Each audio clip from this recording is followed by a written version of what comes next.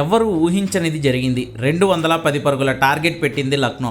చేసింగ్లో ఢిల్లీ 65కే 5 వికెట్లు కోల్పోయింది. మిగిలిన ఆశాకిరణం ట్రిస్టన్ స్టబ్స్ కూడా సర్దేశాడు. ఇంకేముంది, మ్యాచ్ లక్నోదే అనుకున్నారు అంతా. కానీ ఒక్కడు మాత్రం అంతా మార్చేశాడు. ఆడి పేరు అశుతోష్ శర్మ. వైజాగ్లో లక్నో ప్లేయర్లకు తినిపించాడు షవర్మ. లాస్ట్లో ఊహించని రీతిలో అశుతోష్ సంచలన బ్యాటింగ్తో లక్నోను మట్టి కరిపించింది ఢిల్లీ. మరి ఈ నైల్ బైటింగ్ మ్యాచ్లో టాప్ 5 హైలైట్స్ ఏంటో ఈ వీడియోలో చూద్దాం. నెంబర్ 1, అద్భుత వీరుడు అశుతోష్ శర్మ. అబ్బా ఏమన్నా బ్యాటింగ్ అది. లాస్ట్ ఇయర్ చూసాం, పంజాబ్లో ఆఖర్లో వచ్చి పిచ్చ కొట్టుడు కొట్టేవాడు. ఇప్పుడు ఢిల్లీకి మారిపోయాడు, అన్నీ వదిలేసి ఉంటాడు అనుకుంటే ఆ దూకుడు నా బ్లడ్లోనే ఉందరా బచ్చా అన్నట్లు లక్నో బౌలర్లను ఊత కొట్టుడు కొట్టాడు. ఎవ్వరు ఊహించని రీతిలో 31 బాల్స్లోనే 5 4లు 5 సిక్సర్లతో 61 పరుగులు చేసి విన్నింగ్ షాట్ సిక్సర్ బాది సంచలన రీతిలో ఢిల్లీకి 1 వికెట్ విజయాన్ని కట్టబెట్టాడు Ashutosh Sharma. Number 2, Tristan Stubbs and Vipraj Nigam show. ఈ మ్యాచ్లో ఢిల్లీ గెలవడానికి అశుతోష్ శర్మ ఎంత కారణమో అంతే కారణం Tristan Stubbs and Vipraj Nigam కూడా.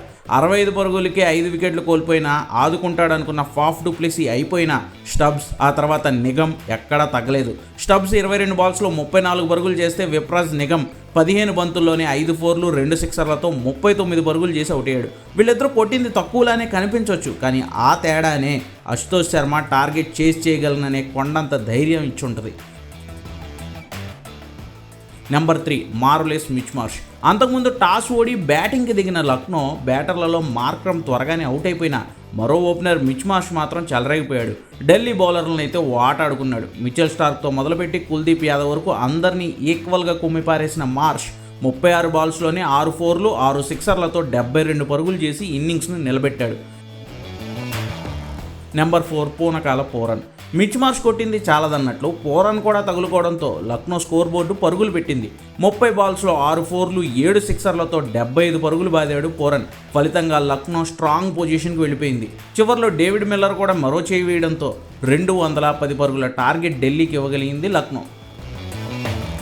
నెంబర్ 5, అటు పంత్ ఇటు జేఎఫ్ఎం అట్టర్ ఫ్లాప్.